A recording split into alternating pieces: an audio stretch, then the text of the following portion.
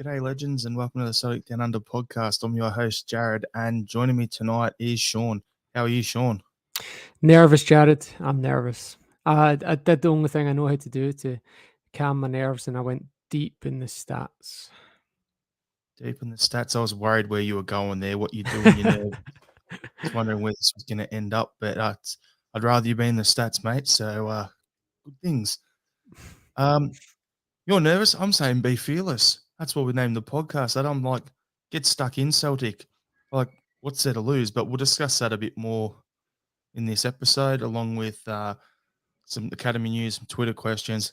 It's not been a lot going on this week because of the international break, so we'll just get stuck in, have a bit of a chat, and hopefully we don't waffle on too long. So, before we get going, if you're listening in and you haven't already done so, please subscribe to the Celtic Down Under podcast via your podcast app. If you like watching us on YouTube, so please subscribe, hit the notification bell on there as well, and yeah, it'll help us grow the show, and we appreciate your support. Also, you're tuning in live on YouTube, Twitter, Facebook. Please get involved in the comments section. Put some comments there. Join in the discussion. More than happy to have your input as well. So, Sean, you just said you're feeling nervous for the weekend. Yep. Why? Jared, I'm always nervous before a Glasgow derby, unless it's against Queen's Park or Partick Thistle or Clyde. But yeah, man, it's just too much trauma, too much. It's not quite PTSD, otherwise be flippant with a serious mental illness. But yeah, man, it's just in the past, whenever I felt confident, that's when you get slapped, and you just get slapped out you so many times that now I'm just nervous for the whole week before. And these international friendlies have done nothing to take my mind off it. So I've actually had 2 weeks of nerves building up. And I know we're in Australia, so we're less exposed. We don't have our colleagues giving us shit for 2 weeks or anything like that. But like you would have in Scotland. But we do still have the exposure to the Scottish media. So, and they've been talking about it for 2 weeks, or 10 days now. So yeah, nervous. That's where it's funny. Look, for you, you're going one side. Me, I'm so relaxed. If I was any more relaxed, I'd be laying down doing this podcast. Like, honestly, I'm not. I get what's at stake, 100%, but I'm always the sort where I'm quietly confident. Our team's good enough to do the win, to go out there, do the business, get the win. We've got a good manager. We've got the players. It's all there to play for. And yeah, I don't see the point me getting upset or wound up about it at this point in time on Wednesday because the game's not till Sunday. I'll get the nervous energy when I'm walking into the CSC in Melbourne to watch the game on Sunday, but at the moment, my nervous energy is not going to help the team in any way. So we crack on, get on with it. So, where are you going to be watching the game from, Sean? Well, my supporters clubs did have tickets available. We're in a bit of a restricted phase from COVID at the moment, but there's probably going to be, I think it's 150 people there. My mum's coming out next week, so I didn't want to be COVIDed out of seeing her for the first time in years. So I'm just going to watch it at home, or my soccer club actually has a clubhouse, so I might go down and stick it on there, see if I can get a couple of people around. But I'm avoiding going into a room of 150 people when my mum's coming to visit. I'll go out for the next two. That's fair Where enough. you watching it? I'll be down the Jockstein CSC in Melbourne, down at the Vine. We had a capacity, I think it was 200 or something like that, and it's all done, full already. So, yeah, it's good to see that people in Melbourne actually able to get out finally and get back to the CSC for the big games because it's been pretty average since then. And then also with us over here, you've got back in the UK, they've gone into daylight savings last weekend. We come out of it this Sunday. So suddenly what's an 11-hour difference to us is now 9 hours. So it's unbelievable. This is my happy stage of the season. Can't wait. Get to the pub, have a few drinks, have a sing-song because there'll be music on from about 7 and watch the derby. Mm-hmm. Yeah, we've got a 7 p.m. one here, so it's pretty sweet for us as well. Be nice if it was on a Saturday, but 7 p.m. is fine. If it was a Saturday, I don't know where I'd be sleeping, probably in a gutter somewhere. Let's be Yeah, honest. exactly. Yeah, Be all sorts of 100%, man. dangerous. Yeah. Yeah, I'd be casino bound, no danger. I'd get a hotel room or whatever. Like, nah, just Nah, it's all good though. It's all good. So, got a couple of Q&A questions that I asked for on our Twitter account about the derby. So, Mhm. I'll throw the first one from Willie to you because I want to get your take on this. So, if we avoid defeat on Sunday, have we then got one hand on the title? This is one of the big questions I'm seeing floating around on Twitter. People talking about it on the articles, the fan media stuff. Different pods are saying the same, asking the same question. What's your take, Sean? yeah, it's the old you don't want to count your chickens thing. But I'm gonna say no. But I will say if sorry, was the question avoid defeat or win? If we win, If we win, sorry. If sorry, we avoid win, defeat. Sorry, avoid okay. defeat. Avoid defeat, definitely no. That's just two dropping two draws, and if they win out, then So if we draw and then draw another two games and they win out, that's we've lost it. So no, I'm not. I'm not saying that at all. No. If we win, on the other hand, we're 6 points clear with the extra point of goal difference. Then I'm saying we've got three fingers on the cup, not a full hand, but three fingers. We're like, we've got to kind of, Yeah. Got you. you know, The thumb and the was just starting to go around the handle to grab onto it. Yep, gotcha. yeah. For But me, no, a draw, no, definitely not. yeah. For me, I think it's winnable. We get the win, as you said, 6 points clear plus the goal difference. That puts it to seven, the equivalent of 7 points.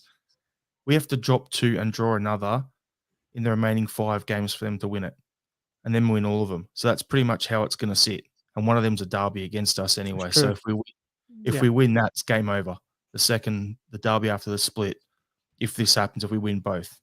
Mhm. So I don't see it as, if we win this, great. If we draw, that's the worst case scenario because I look at it and go, when we're playing each other in these games, the draw becomes it's basically a wash, especially at their place where they get a point, we get a point. We still have the 3 point margin. That's the game at Ibrox over and done with. And we're left with we're running out time on them in terms of, okay, now they only have 5 games to try and close that gap. Mhm. So, worst case scenario, a draw is what we need. Now, Ange said during the week that in a press conference earlier in the week that we're going to go and have a Feddington crack at it. We're going to go there to win. Of course, Ange is going to say that. And of course, as fan base, that's what we want to hear. If you were in the manager's chair, Sean, because we're armchair experts over here in Ange's country of Australia, what lineup would you go with? Yeah, the back five, the goalkeeper and the 4 defenders is we already know what that's going to be. It's going to be Taylor, Carter Vickers, Starfelt, and Juranovic with Hart and behind them. I don't see him doing the Levy thing and putting Ralston in for physicality. I don't see that really happening. Sevco are more of a pacey team than a physical team. So that's do you disagree with that? Do you got any consenting opinion on that? The back five? For me, back five is, yeah, as you've said there, it's going to be Hart, Taylor, Carter Vickers and Starfelt, and then you'll have Juranovic right back. That's the way I'm looking at it. I agree So with yeah, you same. 100%. You're not going to put Ralston in. Yeah. You keep him off the bench. So it gets less sure when you go into the midfield, and obviously Callum McGregor's definitely going to start. So the question's just who's your left and right centre mids. In an ideal world, you'd have Tom Rogic, but an unfit Tom Rogic could be He's quite a out. So hindrance. put a Was he line out? through. Yeah, he's out. Oh crap. Okay, so They that's said that during the week that he's pretty much not going to make it. So I don't know if that's Ange playing games or what the go is, but from all reports, he's out. rightio. Okay, so it's 2 out of O'Reilly, Hatati, and Turnbull. Oh, yeah, I Turnbull's re- so, yeah, Turnbull's back. Yeah, it'll probably in that case if Rogic out, it's probably going to be O'Reilly and Hatati. Although Hatati just played for Japan and is flying back. only played 45 minutes though, and he's on his way back. Hmm. Like If you want me to give you the rundown of the guys that what international minutes they played this week, I can give you that, if that'll help make it a bit easier for you. Sure, go ahead. All right, so Giakoumakis played 35 minutes for Greece on Monday, Tade 45 minutes for Japan on Tuesday, Welsh 50 minutes on Tuesday in the under-21s, and then apparently he's done either his groin or his hammy, so he's out. Mhm. Ivanovic was rested, didn't play. Abada 90 minutes in the under-21s for Israel. O'Reilly played 20 minutes for Denmark under-21s. Starfelt didn't play, and Taylor and McGregor didn't play. I think Juranovic, Taylor, and McGregor played last week. Yeah. So Yeah, I'm saying they've rested this week. They're going to come in. yeah. Basically like playing a club game, in my opinion, where it doesn't matter if you've gone off played for your country. You played one game last week. You're coming back to play one game this week. So for me, that's irrelevant. There's travel. Right, What okay. do you do? Yeah. I mean, O'Reilly's definitely going to start then, and I think we'll probably go with Hatate rather than Turnbull because Hatate's more of a ball winner than Turnbull is. I mean, when I was doing this stats dive, I got to see the Turnbull highlights from the first half of the season, and I forgot just how good he was. Like he was pinging, he scored 3 long range efforts. He was putting all these assists in, these crosses. He was pretty sensational in a highlights reel.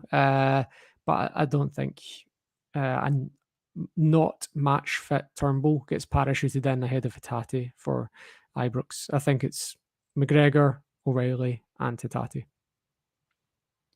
Yeah, for me, I'm sticking on what I said on Axon on Friday when I was on. The question mark for me, you said your question mark is going to be O'Reilly or Turnbull, right? No, I think O'Reilly will start. It's Hatate or Yeah. Turnbull. Okay, Hatate or Turnbull. My question mark was Hatate or Biton. Because the reason I'm saying that is because Rangers are pretty big and they're good from set pieces. So maybe we put Biton in the 6 and we put Kelmack up into an 8 and play O'Reilly in the 10 so that we've got a bit more height for their set pieces. That's the only question for me. But it's going to be 3 of those 4. It's either going to be Kelmack, Hatate, and O'Reilly, which is what started at Celtic Park when we smacked them last time. Or if Hatate doesn't pull up well after coming back from Vietnam, then I'd be putting Biton in, pushing McGregor forward, and off we go. I'm saying we have the same midfield 3 as the last derby. Yeah, me too. And That's what I'm thinking. Biton and Turnbull come off the bench. Both of them. I like that they give us options. They give us an attacking option and a defensive option, so that's good. I would rather that. I'm going to bring up a comment here for you. I agree with what you're saying here, Bobby. If it shows up, there we go. If we take our top game to Castle Grayskull on Sunday, we will win. It's true. We talked about this last week, but we put too much emphasis on the intangibles like travel and like rest time and all that sort of thing. When in reality, 90% and referees as well, and in reality, 90% of the team that comes out on top is just from being the better team on the day. And so, Bobby, Martin's comment is we didn't play too bad there at the beginning of the season without a lot of the current side. Mm-hmm. Correct. We lost what was it 1-0, and and Edward missed that sitter. Edward missed an absolute sitter, and I thought we were the better team for at least 45 minutes of that game. So, yeah, now you look at it, you've got Giakoumakis in, he's playing well. You've got Jota, you've got a whole bunch of guys there who have got used to the league, got used to playing together, understand their system better. I'm not worried at all in terms of I trust Ange and the players are going to go out and give their best effort that they can do. Like, what happens, happens. But got another question here for you, Sean. Mm-hmm. We touched on it a little bit earlier, but James Murphy commented, and I've already said my bit on this, but should we go all out for the win on Sunday, which will probably make us champions, or do we accept the draw and move on? Now, I've already addressed that from my point of view, and so have you. But the second part of the question is what I'm wanting to hear from you. Has the game come too soon for Kyogo, or is it worth the gamble to play him from the start? Now, apparently he's been back in training during the international break. So what's your take on that? From what I've heard, he didn't take any part in the bounce game. So I'm saying there's no chance that he plays.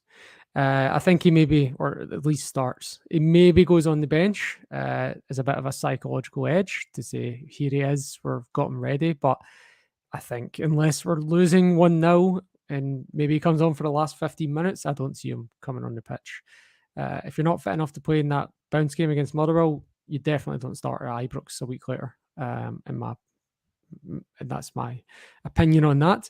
And I think Maeda has done a great job in the left wing recently, so he'll stay there. I think Jota owes us one against Sevco. He's not quite done it yet against Barisic, even though Abada did a good job against him. So I think Jota does owe us one. And yeah, Giakoumakis, I don't think you can drop him. I think he's been great lately, and yeah, I think it'd be pretty harsh to drop him. And also, I actually think that he will score, and I think he will score off a Alan McGregor fumble. Giakoumakis, because again, when I was doing my stats dive, I was watching back a lot of the goals, and the amount, not just the goals, but the highlights, and his follow-in rate is unbelievable. So like, there's been a few goals very recently where he's got off goalkeeper fumbles, and he's just always falling in. Just as soon as that shot's hit, he's falling in, and I think that's something that's coached into them because Kyogo used to do the same as well before he was injured. So I can see Alan McGregor having a fumble and Giakoumakis scoring one from that. It's a big thing in Ange coach teams where he always teaches guys to be there in case you need it, not because you need it, if that makes sense. Yeah. So if a shot goes in or someone puts a low cross in, you make that run to the back post in case you need it and the ball comes through so you can tap it in, not because you need it to be there because it's guaranteed to get through. Like it's something that all Ange's teams, I've heard him say that before. That's stuck in my head. Like that was something that he used to be preach on about all the time when he was here at Melbourne Victory and then when he was the Australian manager. So yeah, it's I think the front three is going to be, as you said, Giakoumakis middle, Maeda out left, Jota out right, and as I said before the derby last time, the thing for them is they're at home, they're chasing now. They're at home this time around, but the thing I said is their left and right backs are there to be got at because they like to sit back and then bomb forward. And if you've got Maeda with his speed and you've got Jota with his creativity out wide, and those guys can push on and get in behind, then and turn those guys around, then suddenly the defensive line looks shaky. And then when you've got a big fox in the box there like Giakoumakis who can cause all sorts of mayhem from the penalty spot in, then yeah, could be a long night for their centre back pairing. So yeah, hope so. And we don't actually know who their centre back pairing is going to be. They've been really changing it up with Goldson's obviously been in there for every game, but they've had Hollander, they've had Balogun, and they've had John Lundstrom. Is that John? John? Is that his first name? yeah, Anyway, they've had those three interchanging even within games as the second defender. So can I say that something? Sounds no, familiar. Last year, that was us all last season. We had Chris Iyer in, and then the other position just kept rotating, whether it was Welsh, whether it was Duffy, whether it was Biton playing there. mhm. No Yeah. stability in your back line. Suddenly can come back and catch you. And they've even been rotating at left back as well because they're chopping and changing between Barisic and Bassey. And I think Bassey will start after what happened to Barisic in the last derby. But again, I think Is he's he there. still is he back out of someone's pocket, is he? Barisic, yeah, he's had a couple of games, but yeah, he was obviously in psychological quarantine for a while, you know. Yeah. But yeah, I think Bassey starts. Yeah, but he's got a mistake in him as well.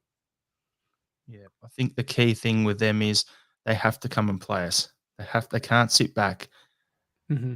If they play against us the way they did against Dortmund, and I've heard people saying this that oh we're going to struggle. I don't see it because against Dortmund in Europe, there's no pressure. Hmm. You wake up the next morning, that team's not in your country. Against us, they wake up the next day, they've got to go into the office and go around the water cooler with people who support Celtic. They've got to go in on the Monday and be like, you know, wherever they go, it's going to be in the newspaper. It's going to be everywhere if Celtic win. So they've got to come out and play. They can't just sit back. And when they do, not only are they going to look to come on the counter, we've got the speed to get back at them as well. So, yeah, I think it's going to be a good game. I think this has got all the hallmarks that it could easily be one of those games we spoke about pre-season where Andrew's teams will go out and win 5-3. But at the same time saying that, now it's also got the ability to be a nervy 1-0 or a 2-0 sort of thing, or a 2-1 or whatever. So this game could be anything. I just hope we go and absolutely pump them. I reckon it'll be one each. I think it's going to end up with this, like the last game could have ended up like in a sliding doors moment where we're killing them 1-0 and then we don't capitalize on all the chances. And then in the second half, they come flying out the traps and they eventually pressure tails and they get a goal, and then the game just gets a bit scrappy and finishes one each. That's what I reckon. I reckon we go in 1-0 at half time, having totally dominated, feeling confident, and then they come flying in the second half. In about 70 minutes, they get an equaliser, and then Ange makes some subs, and then the game gets seen out at one each. Yeah, I'm going to go the opposite then, Sean, just because you've gone the pessimistic one there of a 1-1 or whatever, and we haven't even touched on Willie Collum as the ref as well. So that's a whole nother can of worms together to talk about if we want to, but I don't want to go tinfoil hat too much on it. We're missing Liam for that, so could be worse. That's all I'm saying. Could be a lot worse, but yeah, for me, I'm looking at it going. I've been saying we've been waiting to batter a team, and no, what better to do it than now at Ibrox in front of their fans? Like, I don't know. I'm just going to say it, just so we've got a contrast here. You're saying a 1-1 draw. I'm saying we're going to batter them 4-2. Okay, take that. There'll be a few goals in it. There'll be goals in it because they've got to come out and play. They're trying to chase points. Yeah, I'll take that. Yeah, definitely. I don't. If we're behind at any point, I don't see that kind of outcome, but because they'll shut up shop if they get a lead. But if we can get in front, yeah, it's a possibility. Yeah, we'll just have to get the early goal, but it is what it is. I'd love to know your score predictions. Anyone, those watching in the comments, so please let us know. Now, Sean, you've mentioned a couple of times about the form stats that you've looked into for us going into this. So I'll let you run this, and I'll just react to whatever you're saying. Yeah, I'll post it up on the website later. So if anyone's struggling to tune into the numbers, you can have a look. I'm mainly focused on the domestic form. And when I was looking at Celtics, it looks like you can kind of you can break it into two if you want, but there's also if you have the two teams together, the season kind of breaks down into three parts.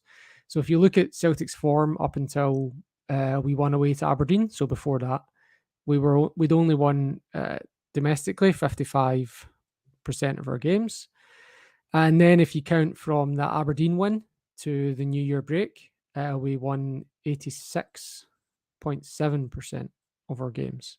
So a big jump. And then since the turn of the year, this year, we're actually on 93% domestic wins. So it's just been getting better and better across the season. And if you look at Sevco's form across the same spell, in the same three spells, they were at 78 in the first third, 79% in the middle third, and then since New Year, they've been on 64% for wins. So they were pretty steady in the first half of the year, but they've tailed off in the second half of the year, and that appears to be down to really score draws that are killing them. It's given us a chance to get top of the table. I also looked at home and away domestic form to see, since as in Celtic away and Sevco at home, and it does seem to be a bit of an even 85% away for Celtic and 83% at home for Sevco. So you could call it a bit of a score draw there in terms of season form. Does that tie in with a non-stat observation of the season, Jared? Yeah, I don't know. No. I'm trying to get me head around these numbers you're saying. Well, we've been improving, so we've been improving. They've been tailing off. So based on that, I think we're heading in the right direction. yeah, it's I still think we're going to win, but it's not going to be easy. The stats say it should be a draw, but they also say we've been much better and getting much better.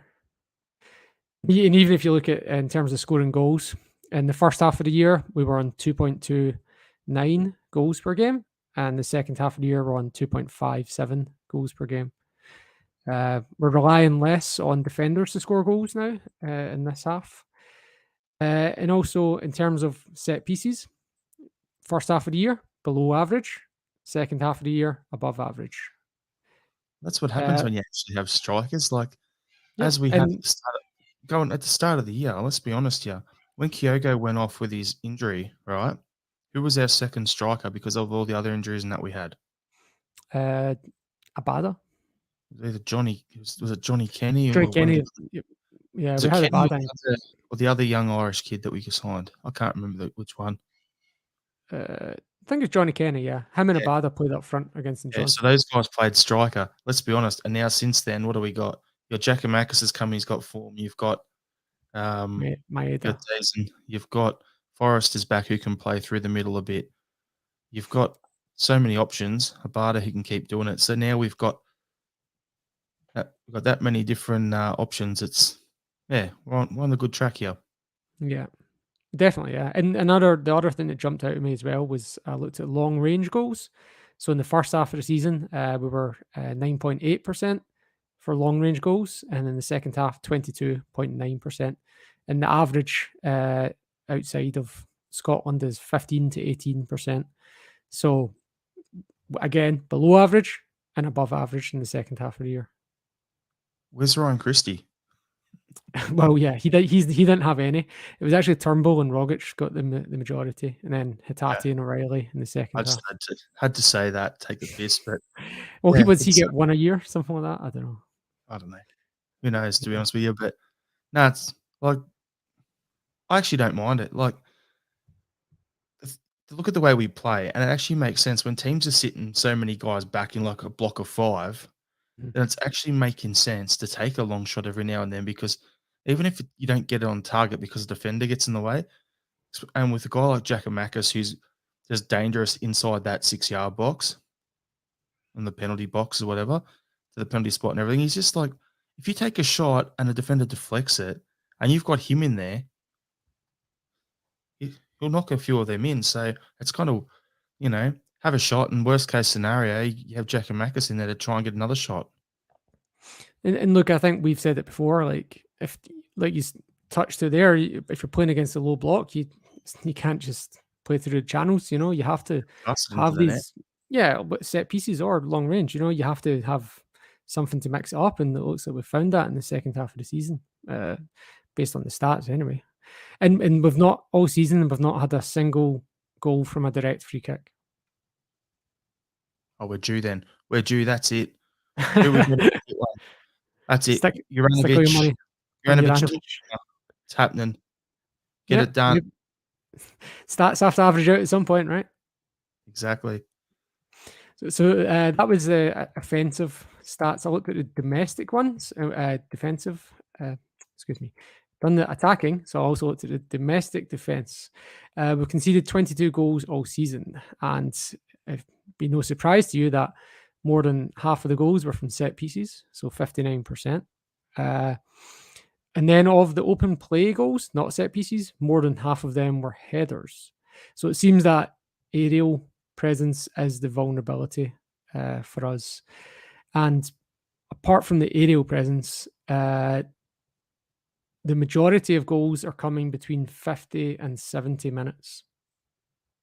So 55%, more than half all season, have been between 50 and 70 minutes. And in the last 10 goals, 80% have been between 50 and 70 minutes. So it's that kind of second half, start of the second half, where we're conceding most of our goals. And again, most of them are from either set pieces or headers from open play. So it's the old fatigue window. Like, you play your first half, you go into the sheds, you get a little break, you come out, you get that second wind, and then your legs start to fall off the edge of a cliff and you Mhm. run out of legs and you need to be replaced. And that's where we're leaking goals. Okay, cool. And That and makes Yeah, I don't know. I think maybe we need to, because Ange is quite bad for waiting until 70 minutes to make subs, whereas It's all Australian Brendan managers, though. All is of that them. yeah. Okay, fair enough. But yeah, It's it used to be they're you'd have shocking. this.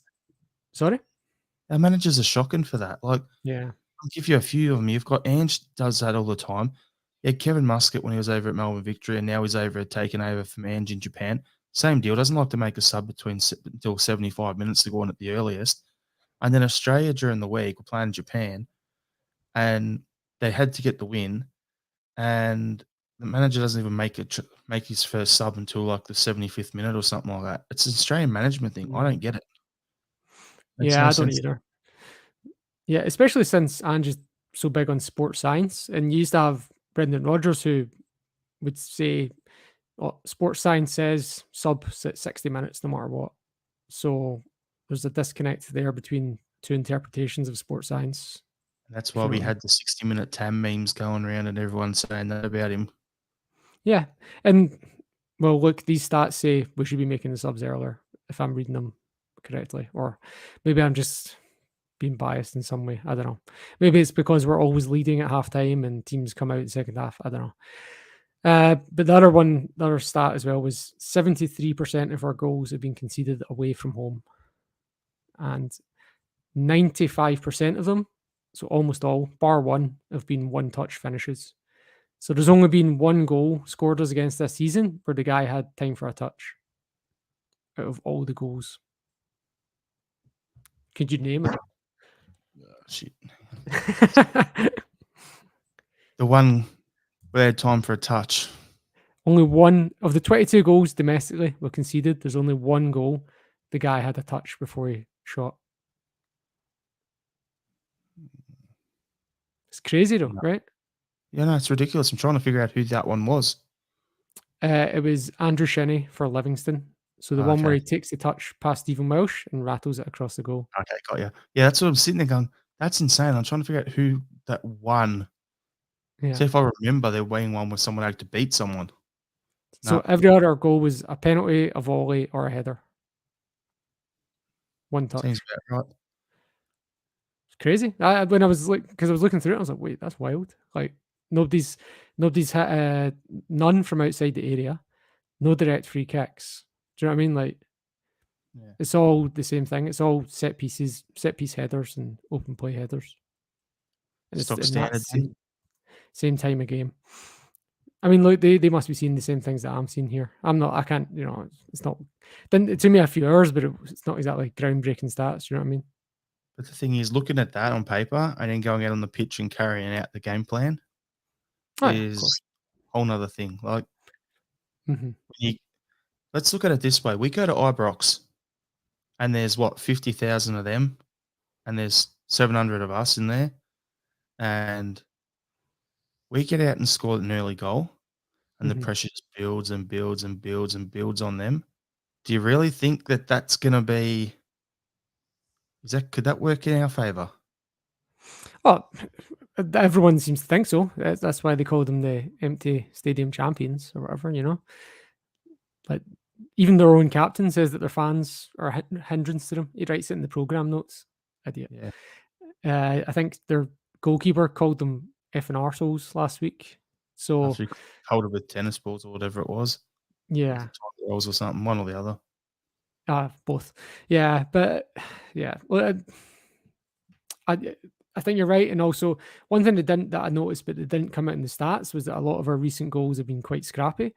As in, when I was looking through, there was a lot of them with no assists listed, as in like it's bounced off the goalkeeper or it's taken a deflection and fallen to a guy who was there, sort of thing. Like guys, basically Giacomakis and Maeda, just being in the right place at the right time, kind of thing, which we touched on earlier. And that's something that's gone up recently in terms of our goals.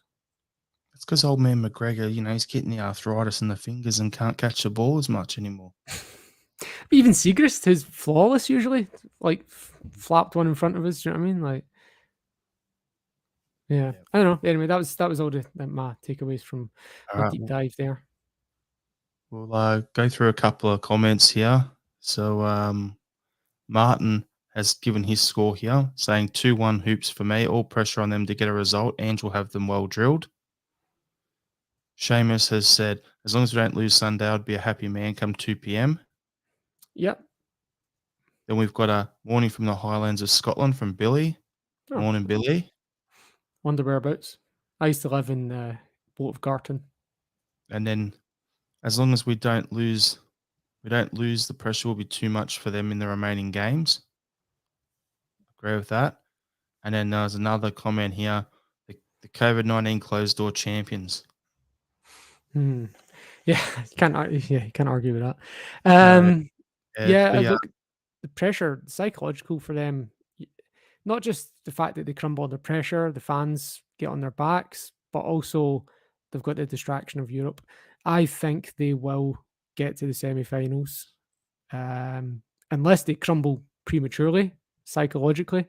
I think they'll get to the semi. Is that the next one? Yeah, so they're in the quarters. Yeah. I think they'll get to the semi and face Leipzig, and they'll be distracted by that as well as the other pressures. Don't know if my mic's picking it up, but if you hear a dog whimpering in the background having a sook, I apologise. He's not liking that he's getting rained on at the moment. So, anywho, we'll get on with that. Next topic we had on the run sheet here was Celtic FC Academy to travel to Texas for the Generation Adidas Cup. Now, our under 15 and under 17 teams have been invited to a tournament to take place at the Toyota Soccer Center in Frisco, Texas, from April 9 to 17. The Generation Cup is an elite youth tournament that hosts 80 professional academies from 10 countries spanning over 4 continents. All 28 Major League Soccer teams will be represented, and Celtic FC Academy will be making the journey, along with the world's other leading clubs such as Manchester United, Roma, Porto, and River Plate. We've been scheduled to play against Austin and Atlanta United first up. So that's on the press release from, what's it called, on the Celtic page. Competition format is 40 teams divided into 10 groups of 4 will compete in each of the 2 age divisions. Each team will play 3 group matches to determine the qualification for the knockout round. 16 teams will qualify for the winner's side, with winning teams advancing into a bracket-style elimination thing from there. So, yeah, it's a good thing to be involved in, to be completely honest with you. It's good to see our youth academy getting involved. Now, the MLS's actual website has said very similar. And I'm looking here because I had other clubs who were listed in there. So it's got the MLS clubs, and it's also got all the 10 teams from 7 different Liga Mexico clubs will be there as well. So that's something that wasn't in the other one. But yeah, it's going to be good comment. So how to watch the games will be streamed via Twitch and on YouTube, and details will be posted later on. So here we go. And they've got the under 17 international participants of Roma, River Plate, Celtic, CF Monterrey, Mexico, Tijuana, Cruz Azul from Mexico, Flamengo, Brazil, Man United, Remo Stars Academy in Nigeria, and then Santos Laguna, and Tigres from Mexico, right? So that's in under 17. And pretty much all the same clubs in the under 15s, except Porto's in there and Roma's not. So, yeah, it's good to be involved at that sort of level. It's good recognition for our young players. And the question will be, how many of our guys who are in the current Colts squad will qualify for the under 17s team and will be off and going? So, Yeah, I I'd say think a few of them. Yeah. we're talking for so long about our youth academy not getting games and losing youth players, and they're not getting opportunities to go and play games and develop. And suddenly we've got a Colts team in the Lowland League that they can play in, and now we're getting invited to events like this. So it's my opinion, great opportunity for the Celtic Academy teams, and hopefully some of our players go over there, do well, and use as a launching pad to push further into the Colts and then up into the first squad, or go out on loan with a pathway planned for them to come into the first team squad in the next few years. What's your take on that, Sean? Yeah, if we want to be persuading these players like was it Morrison and Hepburn that we're big time and we can offer them as much as the likes of Bayern Munich, then this is certainly one of those feathers we can put in that cap. I'm not saying that the Mexican teams are all big time, but Manchester United are going and Porto and Roma. So these players, even if whether they think this is a prestigious tournament or not, they're going to have a good experience as much as you can in Texas. They won't be able to drink, but they'll certainly be out meeting new people and having a fun time and try to get their hole, I imagine. So it should be good, yeah. I'd say most of them will probably get COVID at some point, but it's fine. They're 16. They'll be okay. They'll have a good time. Week off school. I don't know how the Easter holidays work over in Scotland. Maybe I don't know. But yeah, it's definitely, these are the sort of things we need to be participating in if we want our youth players to be taken as seriously and not going off to Liverpool and Bayern Munich. Yep, and the positive is, with Frisco, being in Frisco, Texas, well, we've got some good supporters clubs over there, and Austin, Houston, Dallas, to name a few. There's a really good turnout for games. I've spoken to the guys at the Austin CSC for one of our Spotlight Series podcasts on them in the past. So there's a good turnout over there. There's good Celtic support in the area. So you never know. Some of these guys may show up wearing the hoops to support the future players coming through. And if they do, great. I'd want to see lots of photos from you guys and tag us in it on Twitter and everything because, yeah, I think it's a great opportunity for the club. It's a great opportunity to see the next generation coming through. And, yeah, it's something that we need. Yeah, get some pyro stuff out, smoke bombs and all that. Give them some first team experience, yeah. And then we can send them over to Northern Ireland for a friendly, and somebody can throw a Buckfast bottle at them. They need to know what it's like in the first team, If they can duck the Bucky bottle, they're good. Because I think at the moment the closest they get to this sort of thing is it still called the Milk Cup, where you have Scotland, England, Northern Ireland, and Wales under 17s. Because that's the one wherever a player's coming through, you're like, oh, they played for Scotland in the Milk Cup, or he was in the Scotland team that won the Milk Cup in 2000 and whatever, So I'll be honest, hopefully, Sean, I've never heard of the Milk Cup over here in Australia. Is it still called that? There's an under 17 tournament, so maybe somebody in the comments can help me out here. But anyway, it's a thing. No, Milk Cup is just giving me lots of pictures. Take your word for it. It's totally a thing. Go the Milk Cup. Anyway, I don't know what it's called now. But there's an under 17s tournament for the 4 nations, the UK nations. All right, so we got 2 more questions from the Twitter Q&A. So got a belter one from the Northern Rivers CSC from Pete Lacey. I'm in Twitter jail for abusing a Tory. It's the best way to start a message here. I love it. Question is, will it ever stop fucking raining? I'd hope Where's that so. from? In the UK, I guess, in Scotland. No, he's in Australia, so I'd assume he's up.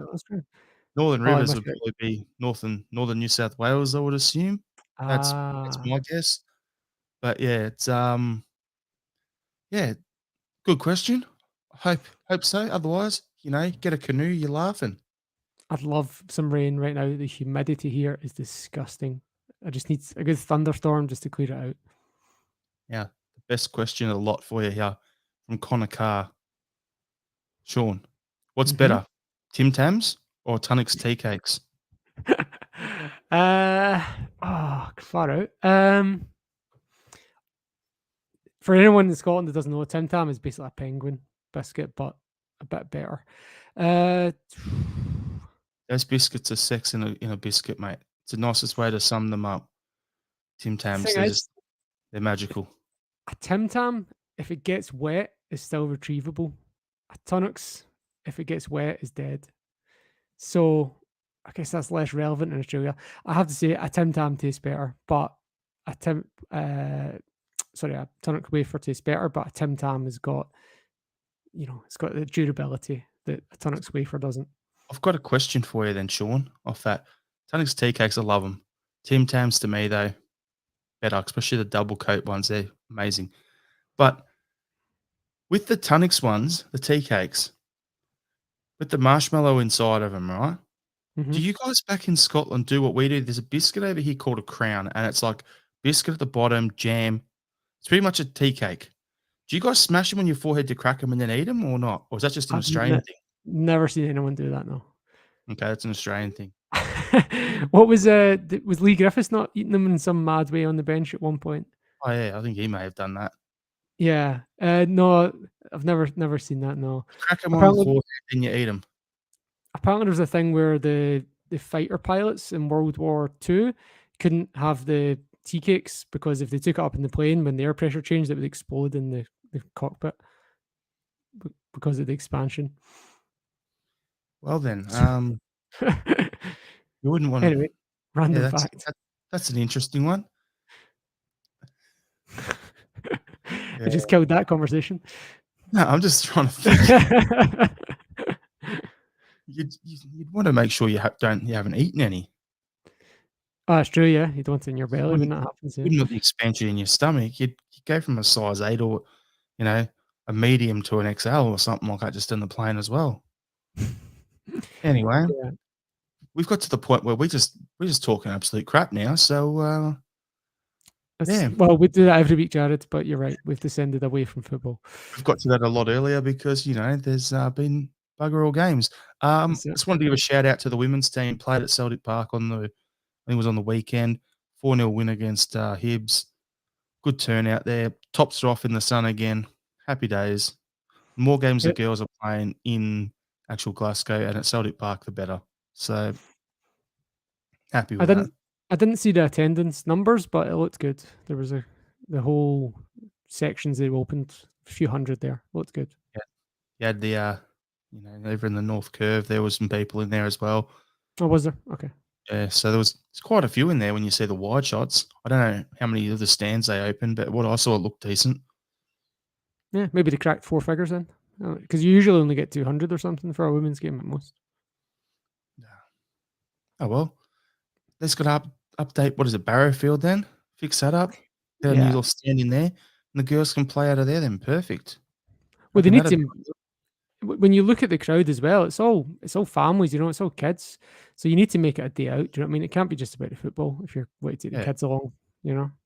So if they went the way like A-League's done in particular, like I'm just doing it from my experience, and you went down to Barrowfield, you had a little 5,000 seater or something down there, or a 10,000 seater down there you could use for the Lowland League / Colts, and you could also use that for the women's team.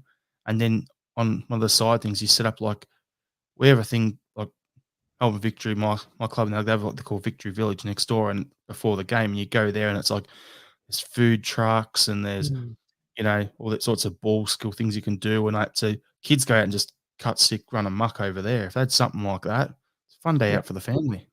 Yeah, beat the goalie, all that sort of thing. It's not hard to set up. It Big, just takes a they've got bit a of big inflatable like a dartboard, and you got to kick the ball and try and get bullseyes on it. I had Oh, a yeah. crack at that the other day and almost landed on my ass.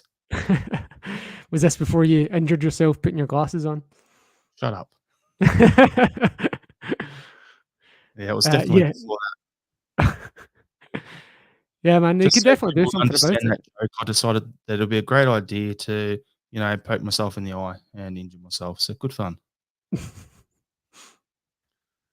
Anyway, so thanks everyone for tuning in. If you haven't already done so, please like our Instagram and Twitter at Celtic Down. Subscribe to our YouTube channel and hit the notification bell for future shows. You can go to our website www.celticdownunder.com. And if you're on Facebook, please like our page and join our Facebook group. Sean, I'll throw to you for your final thought. As usual, my final thought is a joke. Where does Joe Biden keep his armies when it's cold? In his sleeveys. In his sleeves. Yeah, you knew the punchline. Yes, Love I that got joke. one for once.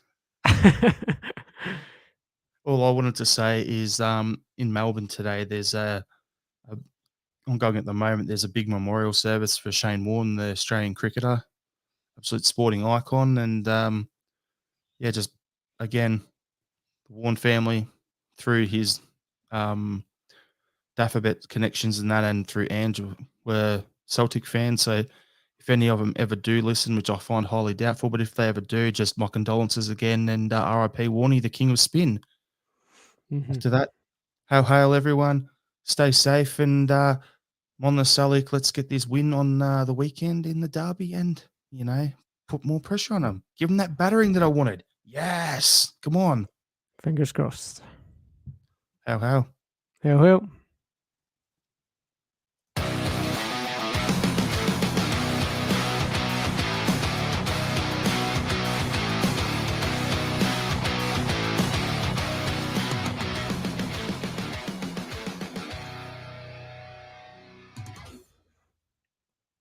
Job it.